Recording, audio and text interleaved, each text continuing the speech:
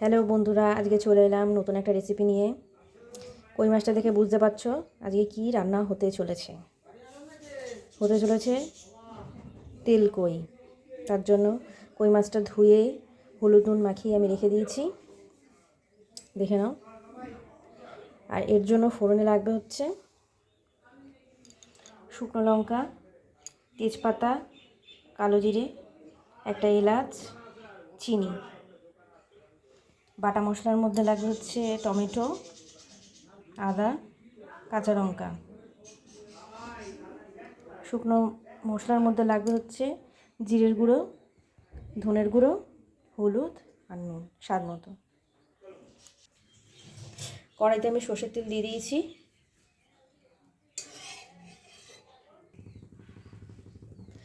এবার আমি মাছগুলো ভেজে নেব।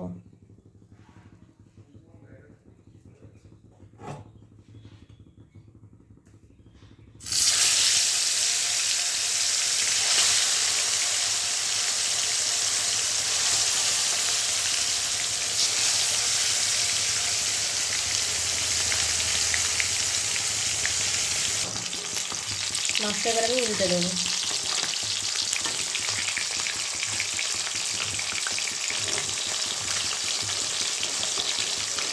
তেল করতে মাছটা বেশি ভাজতে লাগে না, অল্প ভাজাতেই হয়ে যায়। তো মাছটা আমি উল্টে দিই।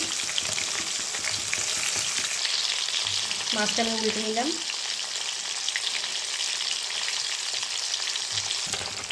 মাছটা আমার ভাজা হয়ে গেছে, মাছটা এবার আমি তুলে নেব।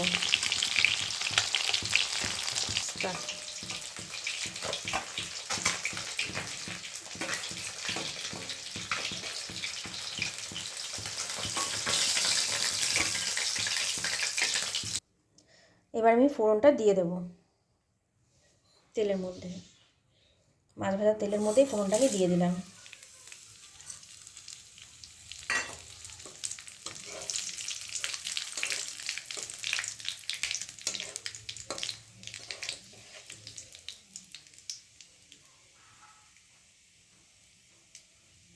ফোড়নটা একটু পুড়লে বাকি মশলাটা আমি দেবো। আমার ফোড়নটা গরম হয়ে গেছে। এবার আমি প্রথমেই দেব হচ্ছে টমেটো বাটাটা। প্রথমে আমি কড়াইতে দিচ্ছি হচ্ছে টমেটো বাটা। আমি আদাটা আগে দেবো না, আদাটা দিলে একটু তেতো হয়ে যাবে, তাই আমি আগে টমেটো বাটাটা দেবো, আর ফ্লেভারটাও ভালো আসবে। সাথে আমি দেবো কাঁচা লঙ্কা কুচি। আদাটা আমি পরে দেবো।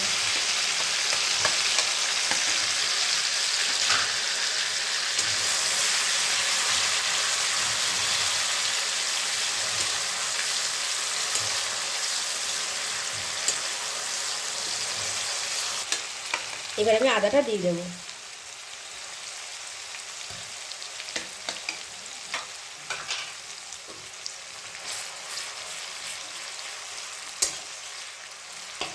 মশলাটাকে আমি হালকা কষিয়ে নিই।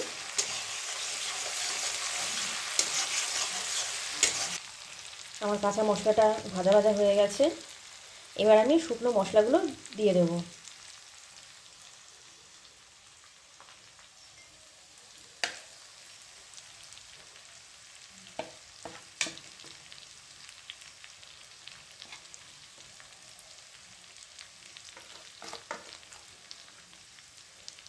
আমি নুনটাও দিয়ে দিলাম একসাথেই।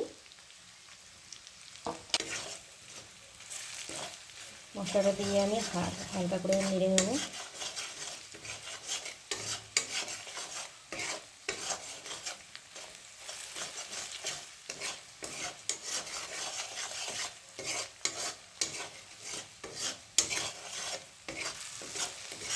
আমার মশলাটা কষানো হয়ে গেছে। এবার আমি এই পর্যায়ে গরম জল দেব। গরম জলটা কেন দেব? গরম জলটা রান্নায় দিলে ফ্লেভারটা ভালো হয়। এবার আমি এই পর্যায়ে জলটা দিয়ে দেব, গরম জল।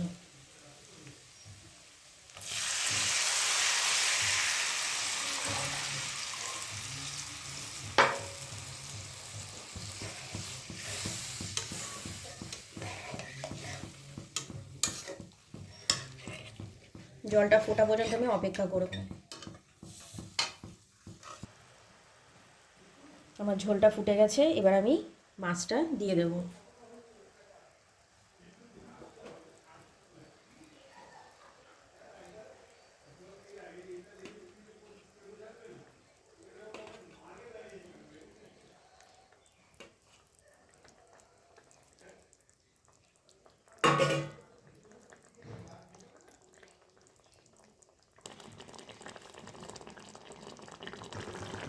মাছটা প্রায় হয়ে গেছে, নামানোর আগে আমি একটু ধনেপাতা কুচি দিয়ে নেব।